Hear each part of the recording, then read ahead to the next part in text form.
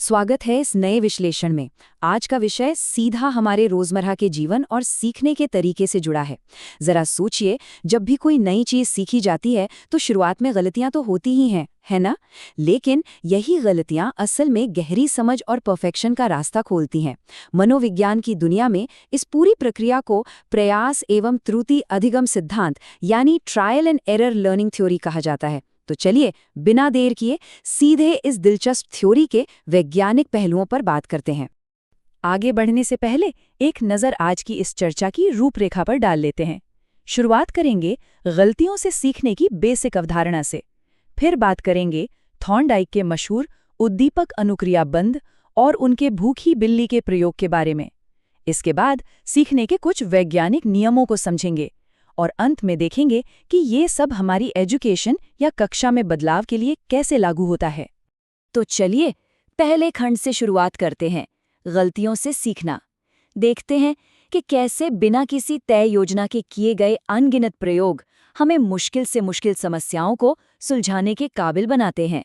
यहाँ एक बड़ा ही बुनियादी लेकिन अहम सवाल सामने आता है। आखिर मनुष्य और जानवर किसी भी जटिल समस्या को हल करना सीखते कैसे हैं? जब सामने कोई रेडीमेड सॉल्यूशन ना हो, कोई गाइडबुक ना हो, तो क्या होता है? जाहिर है, अलग अलग तरीके आजमाए जाते हैं। कुछ काम करते हैं, कुछ नहीं। विफलता मिलती है, तरीके बदले जाते हैं। और यही लगातार कोशिश करते रहने और गलतियों को सुधारने की प्रक्रिया ही वो सबसे बड़ा टूल है जिससे हम सीखते हैं। अब ये प्रक्रिया सिर्फ आम इंसानों या जानवरों तक सीमित नहीं है। इतिहास के महान वैज्ञानिक आर्किमिडीज का मशहूर किस्सा ही ले लीजिए। सम्राट ने उन्हें एक ऐसी चुनौती दी थी जो जिंदगी और मौत का सवाल बन गई थी। वो भयंकर तनाव में थे, अनगिनत प्रयास किए, बार बार फेल हुए। लेकिन इन्हीं नाकाम कोशिशों और निराशा के बीच जब वे बाथटब में नहा रहे थे तो अचानक एक फ्लैश की तरह उन्हें समाधान मिल गया। ये कोई जादू नहीं था, बल्कि उन्हीं अंधाधुंध प्रयासों का नतीजा था जिसने अंततः दुनिया को आर्किमिडीज सिद्धांत दिया। अब आते हैं दूसरे खंड पर, थॉर्नडाइक का उद्दीपक अनुक्रिया बंध, जिसे एसआर बांड भी कहते हैं। चलिए उस वैज्ञानिक को करीब से जानते हैं जिसने इस आम सी लगने वाली प्रक्रिया को एक बहुत ही ठोस वैज्ञानिक ढांचा दिया। ये है एडवर्ड ली थॉर्नडाइक। इन्होंने अपनी पूरी जिंदगी जानवरों के व्यवहार और उनके सीखने के पैटर्न को समझने में लगा दी। इन्हें आधुनिक शैक्षिक मनोविज्ञान यानी मॉडर्न एजुकेशनल साइकोलॉजी का प्रणेता माना जाता है। इन्होंने बाकायदा साबित किया कि प्रयास और त्रुटि यानी ट्रायल और एरर महज कोई तुक्का नहीं है। इसके पीछे एक बहुत ही स्पष्ट और सटीक मनोवैज्ञानिक सिस्टम काम कर रहा होता है। तो असल में ये सिस्टम है क्या?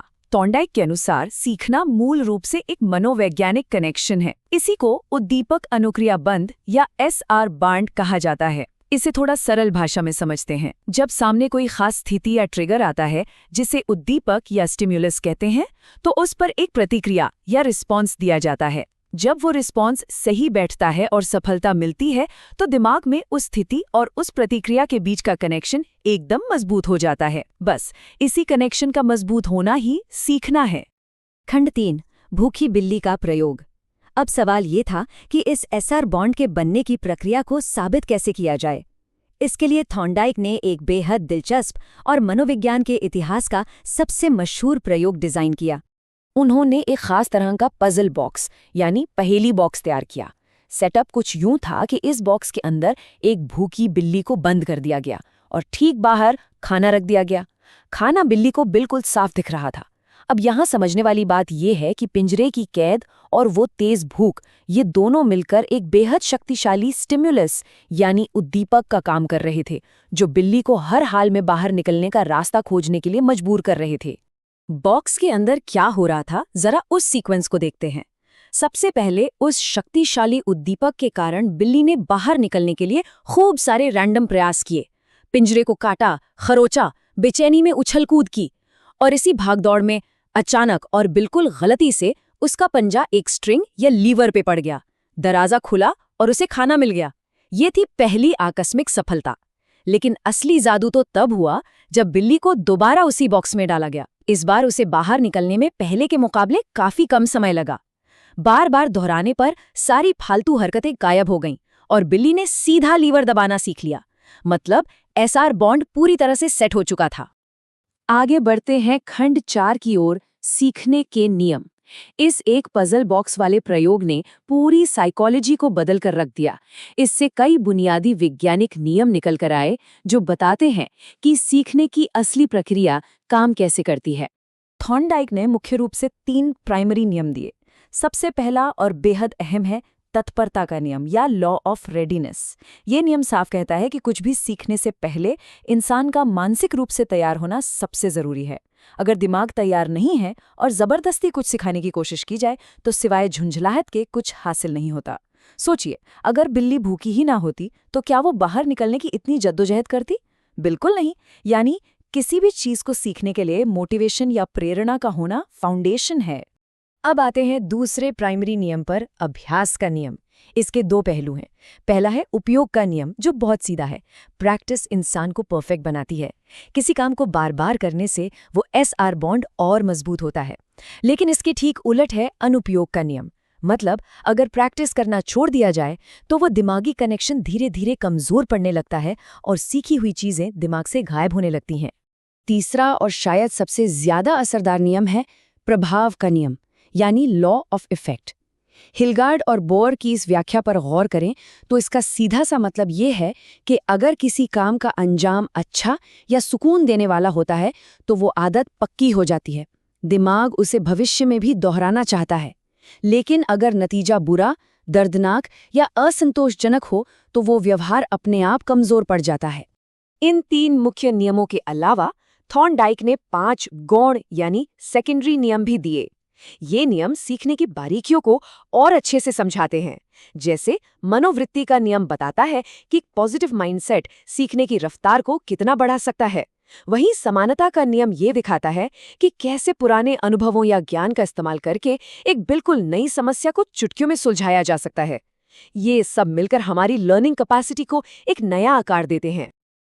अब आते हैं अपने अंतिम खंड पर, कक्षा में बदलाव। हमने थ्योरी जान ली, नियम समझ लिए, लेकिन प्रैक्टिकली इसका क्या फायदा? आइए देखते हैं कि ये सब आज के एजुकेशन सिस्टम और क्लासरूम में कैसे लागू होता है। इस सिद्धांत की व्यावहारिक अहमियत बहुत ज्यादा है। ये थ्योरी लर्निंग बाय डूइंग यानी खुद करके सीखने पर सबसे ज्यादा जोर देती है। ये उन लोगों के लिए किसी वरदान से कम नहीं है जो थोड़ा धीमी गति से सीखते हैं। क्यों? क्योंकि ये उन्हें अपनी स्पीड से गलतियां करने और उन गलतियों से खुद ब खुद सीखने की आज़ादी देता है। साथ ही ये थ्योरी एक बात बिल्कुल साफ कर देती है कि डराने या सजा देने से कुछ नहीं होता, बल्कि शाबाशी और सही रिवॉर्ड सीखने की प्रक्रिया को कई गुना बेहतर बना देते हैं। इससे आत्मनिर्भरता और एक जबरदस्त आत्मविश्वास पैदा होता है। और इसी के साथ इस विश्लेषण के अंत में एक बहुत ही जरूरी सवाल खड़ा होता है। क्या आज के एजुकेशन सिस्टम को गलतियों को देखने का अपना नजरिया नहीं बदलना चाहिए? थॉर्नडाइक के ये सदी पुराने नियम हमें एक ही बात सिखाते हैं कि त्रुटियों को फेलियर मानना बंद करना होगा। गलतियां कोई बीमारी नहीं है, बल्कि ये तो ज्ञान की इमारत खड़ी करने की सबसे मजबूत नींव है। बिना ट्रायल और एरर के कोई भी सच्ची सीख हासिल नहीं की जा सकती। तो अगली बार जब कोई गलती हो तो बस इतना याद रखना है कि ये कुछ नया और बड़ा सीखने की शुरुआत भर है। इस विश्लेषण में साथ बने रहने के लिए बहुत बहुत शुक्रिया।